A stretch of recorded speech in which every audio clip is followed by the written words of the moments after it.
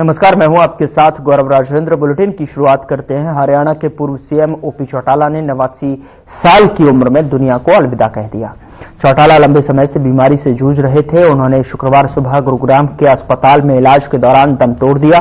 जैसे ही ये खबर सामने आई तो राजनीतिक गलियारे समेत पूरे हरियाणा में शोक की लहर दौड़ गई।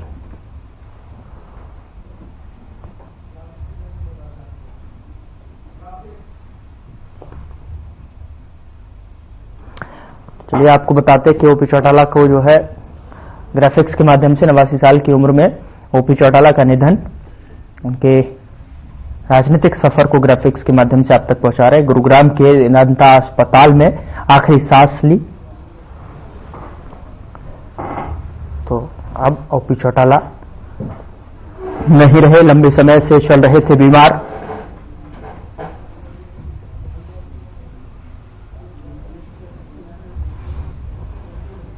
पांच बार हरियाणा के मुख्यमंत्री रह चुके हैं ओपी चौटाला। 5 बार हरियाणा के मुख्यमंत्री रहे थे और 7 बार विधायक भी रह चुके ओपी चौटाला, इनका आज मेदांता अस्पताल में आखिरी सांस ली। चौटाला का जन्म 1989 में पहली बार वो हरियाणा के मुख्यमंत्री बने थे चौटाला। ग्राफिक्स के माध्यम से आप तक पहुंचा रहे राजनीतिक सफर की कहानी कि 2005 तक हरियाणा के सीएम रहे ओपी चौटाला।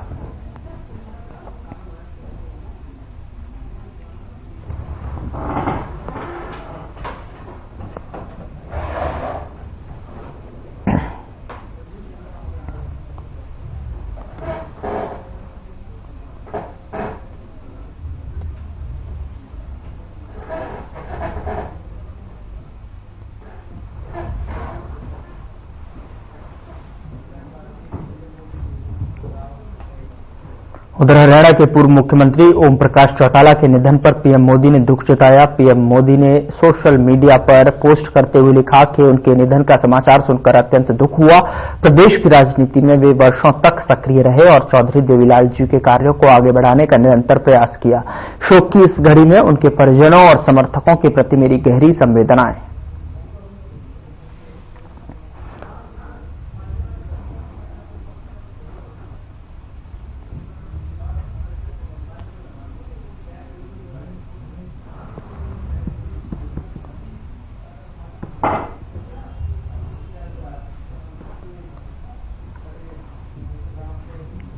उधर इनेलो सुप्रीमो एवं हरियाणा के पूर्व सीएम चौधरी ओम प्रकाश चौटाला का निधन हो गया है और हरियाणा के मेदांता अस्पताल में पूर्व सीएम ने अपनी अंतिम सांस ली। बता दें कि हरियाणा के पूर्व सीएम ओपी चौटाला काफी समय से बीमार चल रहे थे। ओपी चौटाला के निधन पर कांग्रेस के राष्ट्रीय अध्यक्ष और राज्यसभा में नेता प्रतिपक्ष मल्लिकार्जुन खड़गे ने ट्वीट कर शोक व्यक्त करते हुए कहा कि हरियाणा के पूर्व सीएम और वरिष्ठ नेता चौधरी ओम प्रकाश चौटाला के निधन का समाचार दुखद है।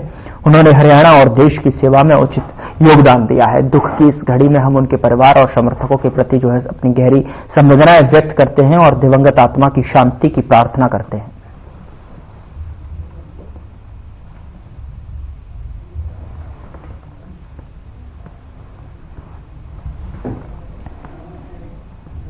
उधर इनेलो सुप्रीमो एवं हरियाणा के पूर्व सीएम चौधरी ओम प्रकाश चौटाला का निधन हो गया है। हरियाणा के मेदांता अस्पताल में पूर्व सीएम ने अपनी अंतिम सांस ली। बता दें कि हरियाणा के पूर्व सीएम ओपी चौटाला काफी समय से बीमार चल रहे थे और ओपी चौटाला के निधन पर सीएम नायब सिंह सैनी ने ट्वीट कर अपनी श्रद्धांजलि अर्पित की है और सीएम ने ट्वीट कर कहा कि पूर्व सीएम का निधन अत्यंत दुखद है।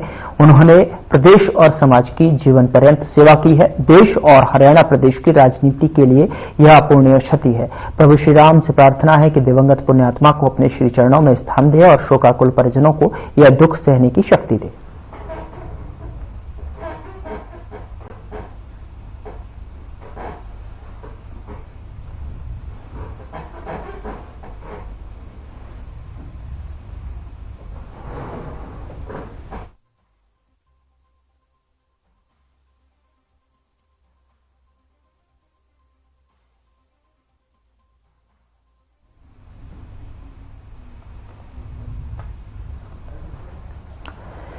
देश और प्रदेश के लिए अपूरणीय क्षति है और ऐसे में हरियाणा और देश की राजनीतिक गलियारों में एक अपूर्णीय क्षति। और ऐसे में जो है कहीं न कहीं जिस तरीके से राजनीतिक गलियारे में ये खबर सामने निकल कर आई तो शोक की लहर दौड़ पड़ी और ऐसे में सभी राजनेताओं ने जो है यहां पर जो है अपने सोशल मीडिया के माध्यम से श्रद्धांजलि अर्पित की है। और ऐसे में नायब सिंह सैनी का ट्वीट जो है आपकी टेलीविजन स्क्रीन पर, जहां पे उन्होंने लिखा है कि इनेलो सुप्रीमो एवं हरियाणा के पूर्व मुख्यमंत्री ओम प्रकाश चौटाला का निधन अत्यंत दुखद है।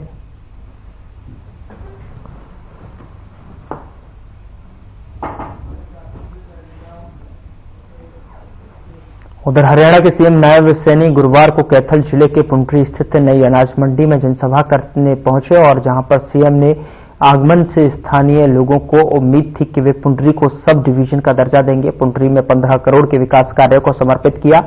पुंडरी की फिरनी यानी कि मिठाई की तारीफ की और कहा कि यहां से फिरनी विदेशों में जाती है जो हमारी संस्कृति से जुड़ी हुई है। हालांकि सीएम ने कहा कि इसके लिए जो है कमेटी बनाई गई है, उनकी रिपोर्ट आने के बाद ही इस बारे में फैसला लिया जाएगा। 2047 तक विकसित हरियाणा बनाना है। और साथ ही सीएम ने कहा कि 24 फसलों को एमएसपी पर खरीद रहे हैं, किसानों के खाते में सीधा पैसा पहुंच जाता है।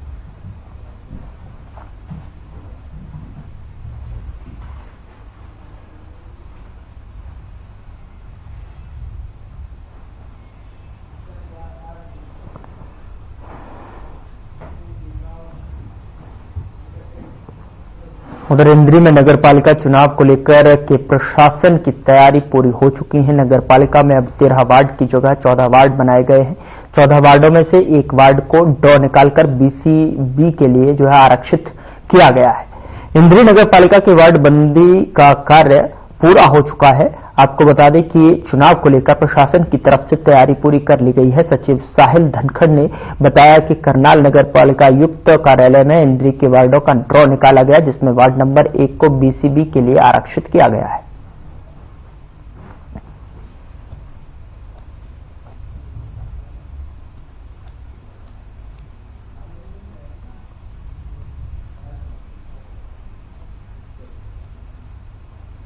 जैसे आपको पता है नगरपालिका इंद्री में चुनाव होने जा रहे हैं, तो उसी को लेकर बीसीबी रिजर्वेशन के लिए आज डीएमसी ऑफिस करनाल में ड्रा निकाला गया है। उसके तहत वार्ड नंबर 1 को आरक्षित कर दिया गया है। वहीं सभी मौजूद थे, कमेटी मेंबर भी मौजूद थे, डीएमसी मैम भी थी और ऑफिस के स्टाफ भी थे। और बाकी जो 13 वार्ड हैं उनको पहले से ही उनका ड्रा निकाला जा चुका, वो एज इट इज है, पहले की तरह ही रहेंगे। लोगों से अपील यही रहेगी कि उनका ही शहर है, उनको ही रहना है। अगर अच्छे साफ सुथरे रहेंगे तो साफ सुथरा माहौल उनको हमारी ये ऑफिस या कमेटी और भी सहयोग देंगे तो अच्छे से और बनाकर देंगे।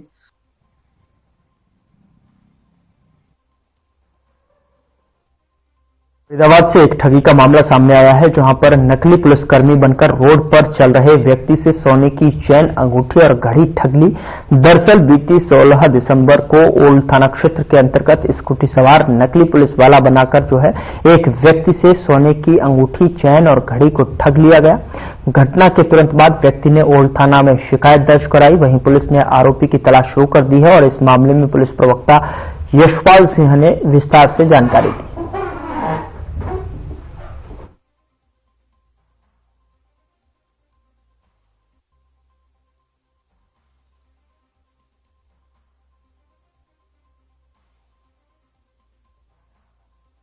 उस स्कूटी सवार वाले ने मुझे बुलाया। अच्छा, इतना कहता जी तो हमारी स्पेशल चेकिंग आई हुई है और ये जो सोना वोना डाल के फिरते हैं इनको हम रोकते हैं और उनको बताते हैं।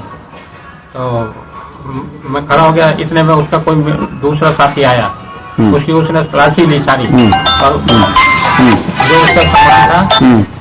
जो उसका सामान था उसको एक थैले में उसमें रुमाल में बांध के उसको दे दिया और सारी चीजें उसकी कहता कोई वेपन तो नहीं है, तो कुछ निकला नहीं। वो बाद में मेरे समझ में आई, मेरे को कहता कंप्यूटर, मेरे से पूछा रुमाल, ये छोटा रुमाल था, कहता ये छोटा है।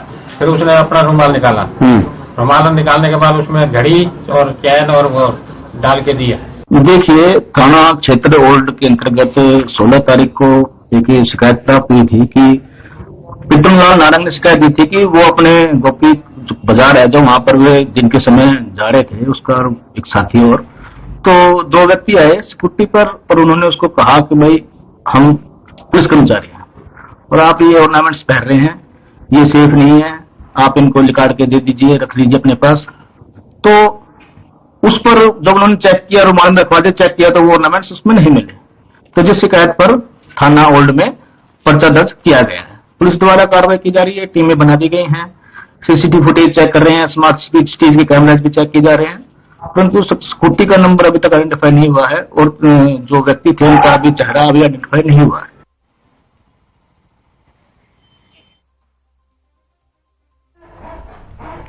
फरीदाबाद शहर कहने को तो करीब 7 साल पहले कैटल फ्री घोषित कर दिया गया था, लेकिन आज भी स्मार्ट सिटी फरीदाबाद की तस्वीर वैसी ही दिखाई दे रही है, जहां सड़कों पर आवारा जानवर और गौवंश घूमता दिखाई देता है। सड़कों पर आवारा जानवरों की वजह से फरीदाबाद में कई दुर्घटनाएं हो चुकी हैं और इतना ही नहीं, हरियाणा सरकार की तरफ से प्रदेश को कैटल फ्री करने के लिए ड्राइव चलाने के लिए जो है भी कहा गया था, और लेकिन फरीदाबाद में निगम अधिकारी शहर को कैटल फ्री नहीं कर पाए।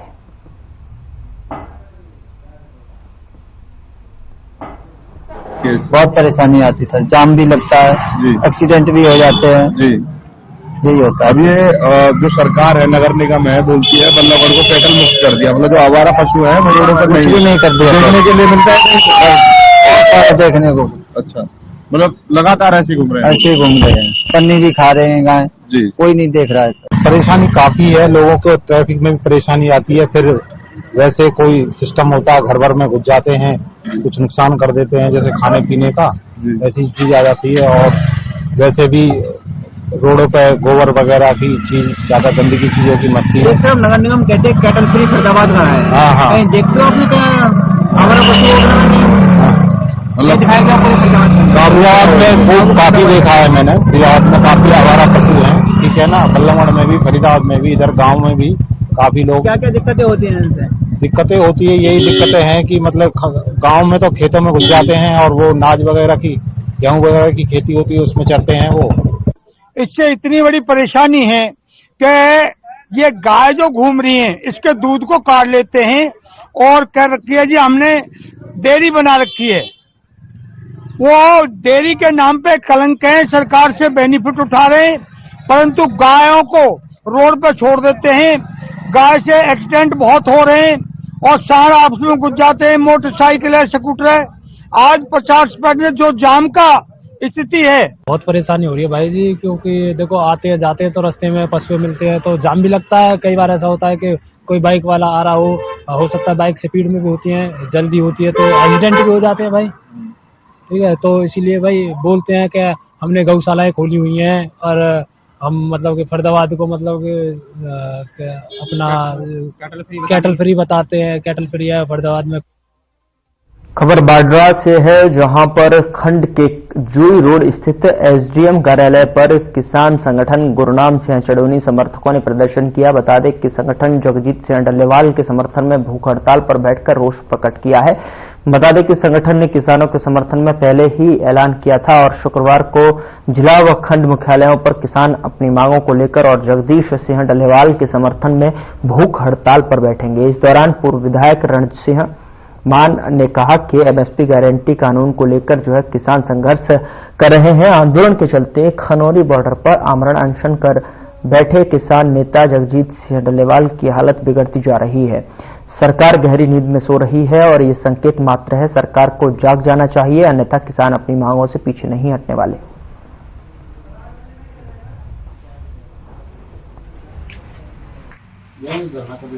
एमएसपी की मांग किसानों की पूरी करें। अगर इस प्रकार की जो आपकी मांगे हैं उस पर सरकार अपना नरम रवैया नहीं अपनाती है या आपके और सरकार के बीच में समझौता नहीं होता है तो किसान इस आंदोलन को और आगे किस प्रकार देना चाहते हैं? ये तो अग्गू जो प्रधान हैं उनके फैसले लेने हैं, लेकिन किसानों की एक मंशा है। अगर डल्लेवाल साहब के साथ वहां पर कुछ गलत होता है और सरकार चुप रहती है तो किसान आक्रोशित भी है और चिंतित भी है उनके लिए। और किसान ने तो दिल्ली कुछ के लिए पीछे हटेगा। और अब की बार दिल्ली कुछ नहीं, संसद कुछ की तैयारी के लिए हमारी मांग है ये किसान संगठनों से। दिल्ली कुछ नहीं, संसद कुछ करेंगे और इन काले अंग्रेजों को बाहर निकाल के संसद से फिर हमारे कानून लिखवाए जाएंगे। लंबे समय से किसानों का प्रदर्शन जारी है। वहीं भिवानी में भारतीय किसान यूनियन ने किसानों की अपनी निजी मांगों और किसानों के धरने का समर्थन किया। बता दें कि लघु सचिवालय के समक्ष नारेबाजी की। उनका कहना रहा है कि केंद्र सरकार किसानों के मुद्दों पर ध्यान दे और उनकी मांगों को पूरा करे, अन्यथा किसान पीछे हटने वाले नहीं हैं। वहीं मौके पर भारतीय किसान यूनियन चड़ूनी के जिला अध्यक्ष राकेश आर्य ने भी क्या कुछ कहा, आइए आपको सुनाते हैं। हमारी मांगे पूरी करो, केंद्र सरकार केंद्र सरकार एमएसपी लागू करो। जो हमारी जायज मांग है तो खनौरी बॉर्डर पर उसके समर्थन में हम। दूसरा जो रूपगढ़ में धरना चला हुआ है, वहाँ पर जो किसानों की जमीन है जो अनाप शनाप में रेट में ली जा रही है उसको उचित मुआवजा दिया जाए। 1500 रुपये स्क्वायर फुट हमारी मांग है। और बार बार ज्ञापन देने के बाद भी हमारी मांग पर कोई सुनवाई नहीं हो रही। हमारी प्रशासन से ये अपील है कि हमारी मांग जल्द से जल्द सुनी जाए और इस समस्या का समाधान किया जाए। आज जो हमारा एक सांकेतिक धरना है, ये 7-8 घंटे का 10 से 4 बजे तक, जो खनौरी बॉर्डर पर जो किसान बैठे हैं एमएसपी की मांग को लेकर व अन्य किसानी मुद्दों को लेकर, उनके समर्थन में हमारा एक भिवानी जिले में ये सांकेतिक धरना है। तो जो दल्लेवाल जी आमरण अनशन पर बैठे हैं, हमारी केंद्र सरकार से मांग है कि दल्लेवाल जी का अनशन तोड़वा कर उनकी मांगों को सुना जाए। और जो एमएसपी की मांग है और मंडियों का निजीकरण किया जा रहा है, बिजली का निजीकरण किया जा रहा है, इन सभी मुद्दों को लेकर आज हम अनशन पर बैठे हैं। एक दूसरी हमारी जो सबसे बड़ी सराहनीय मांग है, आज के दिन भिवानी में संघर्ष भी चला हुआ है, गांव रुकवट में धरना भी चला हुआ है। जो एक तेल पाइपलाइन है जो गुजरात से पानीपत रिफाइनरी में जा रही है, उसके मुआवजे की मांग को लेकर हम बैठे हैं। उसका मुआवजा नाम मात्र का मुआवजा दिया जा रहा है और ये करोड़ों के रुपए की जमीन की कीमत नाम मात्र के मुआवजे में उसमें से पाइपलाइन निकाली जा रही है। हमारे आज मुख्य है ये 2 ही मांगे थी और उनके लिए आज हम यहाँ सभी भिवानी जिले के किसान यहाँ धरना पे आज सांकेतिक धरना दे रहे हैं। किसानों की मांगे पूरी की जाए, किसानों की मांग पूरी करो। नगर निगम के अधिकारियों और कर्मचारियों द्वारा समाधान शिविर लगाए जा रहे हैं और जिसकी जांच करने के लिए निगम कमिश्नर ए मोना श्रीनिवास बल्लभगढ़ जोन पहुंची। और आपको बता दें कि जहां उन्होंने लोगों से बातचीत की, लोगों ने अपनी शिकायत में बताया कि एक ही घर में रह रहे 2 भाइयों की अलग अलग प्रॉपर्टी आईडी बना दी गई है, जिसमें एक भाई का ऑथराइज्ड मकान दिखाया गया है जबकि दूसरी प्रॉपर्टी आईडी में इस मकान को अनऑथराइज्ड दिखा दिया है। और इसी तरह एक महिला पिछले काफी दिनों से अपनी प्रॉपर्टी आईडी ठीक करने के लिए घूम रही है, लेकिन उसको बार बार कार्यालय बुलाकर परेशान किया जा रहा है। लोगों की शिकायत के बाद में कमिश्नर ए मोना श्रीनिवास ने निगम कर्मचारियों के खिलाफ एक्शन लिया और कमिश्नर ने मौके पर ही कर्मचारियों को तलब कर शिकायतों के निपटारे के आदेश दिए। इस दौरान निगम कमिश्नर ने क्या कुछ कहा, आप भी सुनिए।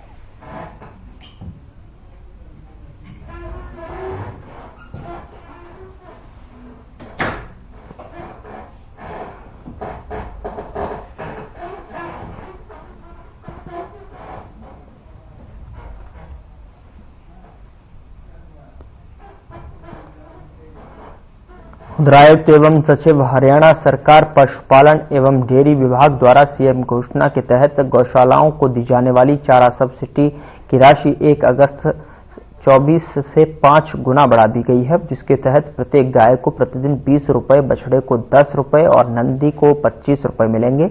गौशालाओं के संचालकों और आम लोगों ने सरकार की इस घोषणा और पहल का भरपूर समर्थन करते हुए खुशी व्यक्त की है। मुख्यमंत्री नायब सिंह ने 4 सब्सिडी बांटकर बहुत ही नेक कार्य किया है, जिसको लेकर वह मुख्यमंत्री का धन्यवाद करते हुए जिन्होंने प्रत्येक गाय पर प्रतिदिन 20 रुपए, बछड़े पर 10 रुपए और नंदी पर 25 रुपए की सब्सिडी बढ़ाने का काम किया है।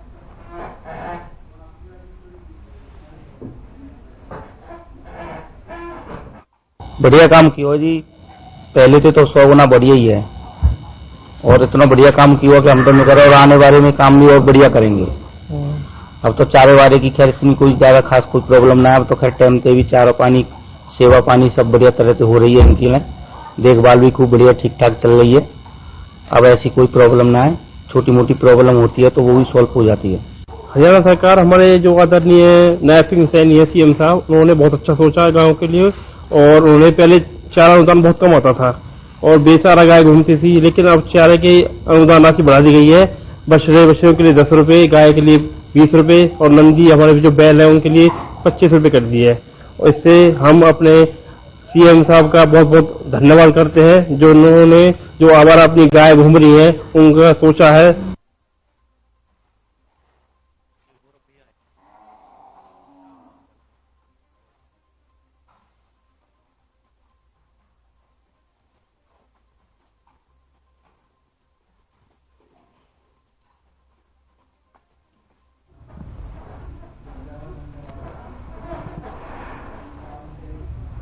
उधर फतेहाबाद प्रेरक संघ की एक अहम मीटिंग, जिसके बाद प्रेरकों ने प्रेस वार्ता कर जानकारी दी। और साथ ही आपको बता दें कि पिछले महीने 6 नवंबर को बेरोजगार प्रेरकों ने मुख्यमंत्री सैनी से मुलाकात की, जहां प्रेरक संघ हरियाणा से लगभग 15 सदस्यों का एक प्रतिनिधिमंडल सीएम से मिला, जहां मुख्यमंत्री महोदय ने सभी की समस्याओं को सुना और सीएम सैनी ने सभी प्रेरकों को आश्वस्त किया कि सभी को रोजगार मिलेगा। सीएम ने कहा कि वो एक पॉलिसी तैयार कर रहे हैं जिसके तहत सभी को नौकरी दी जाएगी, जिसको लेकर प्रेरकों ने अपनी खुशी जाहिर की है।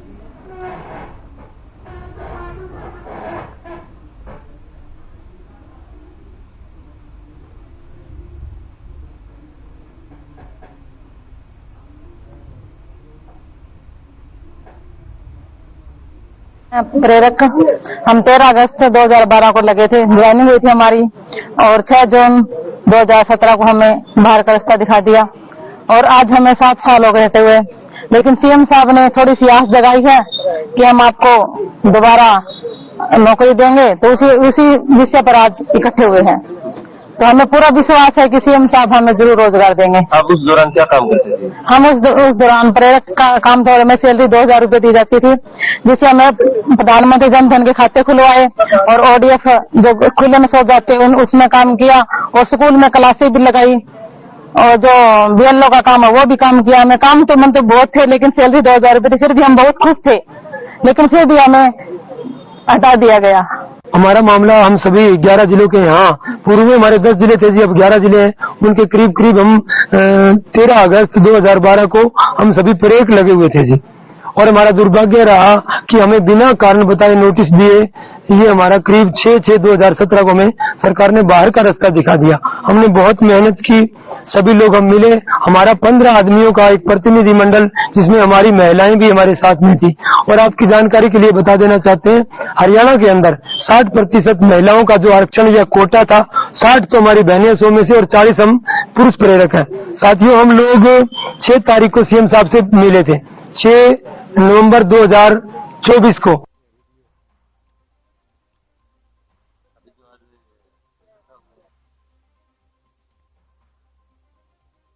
फिलहाल बुलेटिन में इतना ही। नमस्कार।